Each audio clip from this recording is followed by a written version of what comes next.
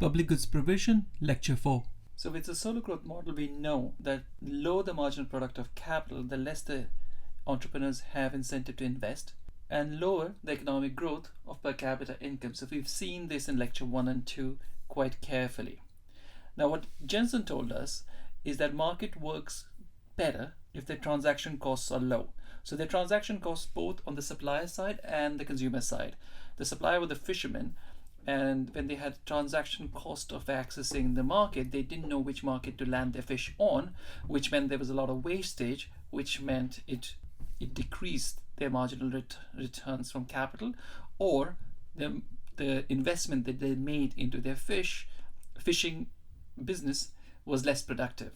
The same applies, even though the Jensen paper doesn't talk about it, the same applies it in terms of anything that affects the consumer's transaction cost of accessing the market. So if the consumer lives really far away from the market and the cost of accessing the market is high, then it's inefficient. The consumer may not go to the market, and the consumer may go to the wrong market. The demand and supply will not align. So anything that decreases the transaction cost of both suppliers or consumers in accessing the market, the ultimate effect it has, it makes the market more efficient. So what we saw with Jensen's paper was that in that specific case, it was the establishment of the mobile phone network which is playing the role of reducing the transaction cost. But the same thing could have been said if there was a better road network. So if there is a better road network, both the suppliers and the consumers have more information, one, about what's going on in the market, and then it becomes easier for them to take things to the market. And if the access to the market is easier, then firms are more likely to use the market to buy and sell things, which means it gives them an incentive to specialize. Why produce everything on your own if you can buy things from the market? So for a firm that's producing something, if it can buy the inputs from the market, it doesn't have to make its own inputs. If it is not able to access the market, and it is only able to access the market at a high cost, then it takes the output, but it may not go to the market to buy the inputs. So basically, there's a link between markets and specialization. And so a good road network can significantly reduce the cost of accessing the market, both for the consumer and the producers. And so in doing so, it encourages economic growth. So if you want to see the link between the market and the economic growth, look at Lecture 3, where we talked about markets quite explicitly, and look at Lecture 1 and 2, and you should be able to build the relationship. So now let's talk about public goods. Public goods are basically goods that are non-rival and non-excludable. So we've seen these definitions before. Non-rival basically means that if somebody's consuming it, then it doesn't stop somebody else from consuming it. So basically a number of people can consume it at the same time. So this can be said about air, water, roads, or any other infrastructure project. Non-excludable means that people cannot be excluded from using it. So again, it applies to all infrastructure projects like roads, water, air pollution. If there is nothing that anybody can do to exclude some people from it, it's a good that's available to everyone at the same time. Now, most infrastructure projects are public goods, and they're often funded through tax resources, and that's where it starts becoming a bit of a problem, because the government's ability to fund public goods through tax resources limits their ability to provide public goods. And when public goods are critical for the production process of the economy, for private firms to produce things, if they rely on public goods, then the fact that developing countries have limited amount of resources that they can allocate to public goods limits the overall growth of the economy. So that's the kind of pattern that we've been talking about. That's why we did the solo growth model. That's why we did my paper from 2018. We're trying to build the link between economic growth and public goods, specifically infrastructure, and how in a developing country the tax resources or limited tax resources limits the economic growth of the country because it's not able to provide the right amount of public goods. In terms of urban-rural divide in public goods, what we know is urban areas are more densely populated and rural areas are more sparsely populated. If you're going to provide a non-rival and non-excludable good, so you're going to provide it to everyone, it is much cheaper to provide it in per capita terms in an urban area than it's in a rural area. So if you want to cater to 1 million people, you can provide the public goods in a very small area, and the cost of providing that would be far less than if you had to provide it to 1 million people who lived across a number of villages in a rural area. So urban areas are better served in terms of public goods. So one of the themes that we are interested in is what strategy does a country have if it has a low population density? And Collier and Venables suggest, as we see at the end of the lecture, that urbanization is a solution, because instead of trying to provide public goods to the whole country, what the government can do is concentrate on the urban areas and providing public goods in the urban areas, create some surplus in terms of tax revenues, and then use those tax revenues in other parts of the country to equalize the public good access in those areas. So when it comes to government's production function, it works exactly like a private production function. Just the way the private production function takes capital labor and produces output, the government's production function takes public capital, the capital owned by public, and uses government employees to turn them into public goods which serve the people. So for instance, if you take a law and order, the police or the judiciary has a certain amount of capital, buildings, cars, furniture. So that's the capital aspect of it, publicly owned. And then their employees, government employees, and they come together and they produce those public goods. And it's the tax resources that pay for those public goods. So it's the tax resources that pay the employees, and it's the tax resources which end up accumulating as public capital. So if you want to look at pros and cons of public goods, the pro is that public goods are critical for creating well-functioning market, which in turn encourages per capita income growth. The con is that the government is essentially inefficient in terms of providing public goods, and this is simply because the government cannot incentivize its employees by giving it bonuses. It has to pay a government salary, and the government employees who provide the public goods have really no incentive. The political leadership in a democracy has incentive, but that's confined to the political leadership. The large part of public goods are provided by the government machinery, and the government machinery often has no incentive in terms of providing the public good, because they get paid the same amount whether they provide the public goods or they don't. So government service to a large extent, or the provision of public goods to a large extent, relies on the motivation of the people that run it. So people are inherently motivated, and they run public services well because they are inherently motivated. But what if their inherent motivation is biased? And that's what the paper by Burgess and the gang look at. So they look at road building in Kenya, and they look at what happens when the public good provision mechanism gets biased because of some reason. So Kenya had a period of democracy from 1963 to 1969, and then from 1978 to 1992, it was largely autocratic. And then from 1992 onwards, it's become democratic again. And what we want to look at is what happened to road building at the district level across Kenya during the democratic and the autocratic period. So if you look at Kenya's growth, what's striking is that in the late 60s and early 70s, it was growing at a very fast rate. So the blue line in this graph is the growth rate, average growth rate of sub-Saharan Africa, and the red line is the growth rate of Kenya. The two vertical red lines define the autocratic period from 1970 to 1992. So in between the two red lines is the autocratic period. Before that, there was democracy, and after that, there's democracy. So what you have to think about is what happens, what is the impact of autocracy on the growth rate of Kenya in comparison to its neighbors. So Kenya was a case of a country which was doing very, very well. And then autocracy, during the autocracy period, you can see that the growth rate is converging with the sub-Saharan African growth rate. And the impact of autocracy has been felt in periods after autocracy, because any policy changes take 5 to 10 years to have an impact. And we can see the impact, and the impacts being that sub-Saharan Africa is going faster than Kenya. And which is a bit surprising, because sub-Saharan Africa doesn't have economies which are on the whole very dynamic. Kenya is even underperforming the sub-Saharan African countries or its neighbors since autocracy. So the change in the fortunes of Kenya is quite striking, and the change occurs. Something happens during the period of autocracy from 1970 to 1992. So what's the difference between autocracy and democracy? In democracy, there are checks and balances. So any public goods provision or how the government track resources are spent, there are checks and balances on that, and the president doesn't have discretion. Whereas in the autocratic period, the president has a discretion about how the government spends its money, and what kind of public goods it provides. So as should be obvious, suboptimal allocation of public goods lowers the economic growth of a country. So because public goods is critical for private production, if you don't provide public goods at the right place, to the right people, the economy is simply going to underperform. So there have been a number of papers that have blamed Africa's lack of economic progress on the pattern of ethnic favoritism. What that basically implies is that government, whichever government's in power, favors its own ethnic tribe and allocates resources only to those ethnic tribes.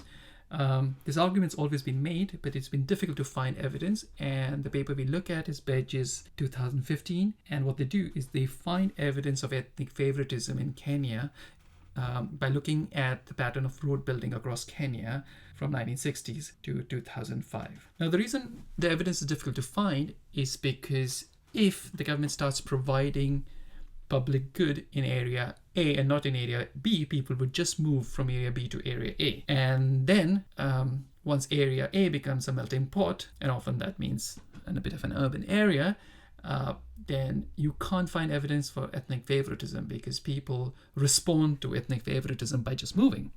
So it all becomes a bit muddy. You can make that argument intuitively, but finding empirical evidence becomes difficult. Kenya is a special case where areas are relatively homogeneous and have been segregated between tribes, and this is because of its colonial legacy. So to cut a long story short, during its colonial period, people were not allowed to move out of areas. So that basically means that areas across Kenya are still identified with their tribes. So it's very easy to identify the tribe that lives in a particular district. So the question that Burgess et al. Are interested in is, does the president influence the government's policy to build more roads in areas where people that belong to his ethnic tribe live? And the second question is, does the nature of political system influence the road building? So how does this change during the period of autocracy and democracy? Now, to understand this, we have to understand the road population share ratio that they calculate. So the idea here is simply this. You take the road expenditure across different districts in the country. Let's say District A, and you say how much was spent on District A. What is it a proportion of the total spend on roads? So let's say District A gets 3% of its expenditure.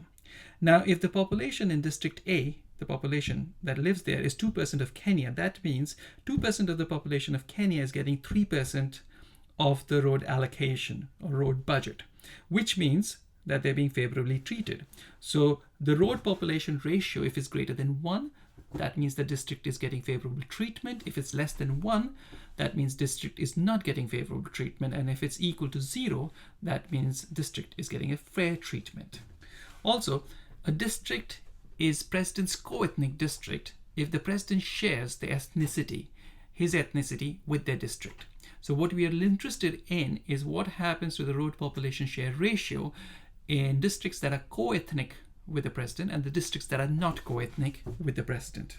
Now in this graph, the blue line is the ratio, the population share ratio for all the districts that are co-ethnic with the president, and the red line is all the districts that are not co-ethnic with the president. And it's very clear that the districts which are co-ethnic with the president get favorable treatment in terms of road. Now, as we move across time from 1960 to 2015, presidents are changing. So the blue line basically maps across different presidents. Whoever's the president does his or her, and in this case, in Kenya's case, is always his, does his ethnic tribe get a favorable share? And the answer is, during the periods of 1970 and 1992, during the autocratic period, that's absolutely true. It's partly true during the democracy period of democracy as well, but less true. So the period of democracy, sometimes they get favorable treatments and other times they don't. So in this graph, we are looking at the road population share ratio for the Kikuyu districts and the Kalenjin districts. And remember, from 1970 to 1978, Kenyatta was Kikuyu. And if you look in that period, the blue line, the Kikuyu line, it's much higher. And after 1978, it goes down. And after 1978, when Moi comes into power, who is a Kalenjin, the red line, which is the Kalenjin part, increases. So as the president's shift in 1978 to 1979, the share of districts, the kind of districts that are being favored changes from Kikuyu district to Kalenjin district. And this is as damning an evidence as you can get of ethnic favoritism. So there are two main results that you get from the Burgess paper. The first result is that presidents usually spend a lot more on their co-ethnic districts. And this pattern varies with the political system. So this pattern is much worse during autocracy than is in democracy. Democracy, there is some ethnic favoritism, but during autocracy, there's no check and balances on the ethnic favoritism. So that basically means that road building during autocracy was suboptimal, and the areas that accumulated a deficit in terms of not getting enough roads, and they have not been able to recover from the deficit they accumulated during the period of autocracy. The economic growth across Africa has varied quite a lot. What we can certainly see that since 2000, almost all countries have increased their per capita income.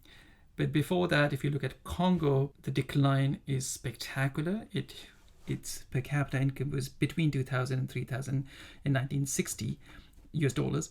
And since then, it has declined quite spectacularly. Whereas if you look at Kenya or Cote d'Ivoire, they've done quite well. Now, what Collier says is in his 1999 paper that a large part of this explanation falls, the lack of economic progress or lack of economic growth, is because the investment as a proportion of GDP in Africa is only 18%, whereas this investment as a proportion of GDP is 23% in South Asia and 29% in middle countries. So think about what investment as a proportion of GDP is the proportion of output that is not consumed, that is then saved, and through the banking system is allocated to entrepreneurs. So banking system gives it as loans to entrepreneurs or goes to the stock market and gets to the entrepreneurs, and that gets invested in the economy so that it creates more capital for tomorrow. So Africa invests only 18% in gross term. Now, from the gross term, you have to take away the depreciation, because if you remember, we talked about this, the output that's not consumed becomes investment, but that becomes gross investment. And to actually take out the additional amount of capital, you have to take away the depreciation. So if you look at Africa, it's 18%, and if you look at South Asia, it's 23%, so it's 5% more. So the question really is, what's behind this? So we can see this, but this is kind of a symptom. What is the fundamental cause of this? Why is it that Africa is only investing 18% of its GDP, whereas South Asia, which is not very rich, is investing 23%, and middle income countries are investing 29%. Now, the part that's related to this is geography in Africa is a big disadvantage. So there's low population density, there are lots of mountains and landlocked areas, and this population is spread across this geographical terrain. So to create markets in this area of mountains and landlocked areas where there are no waterways, you need public goods.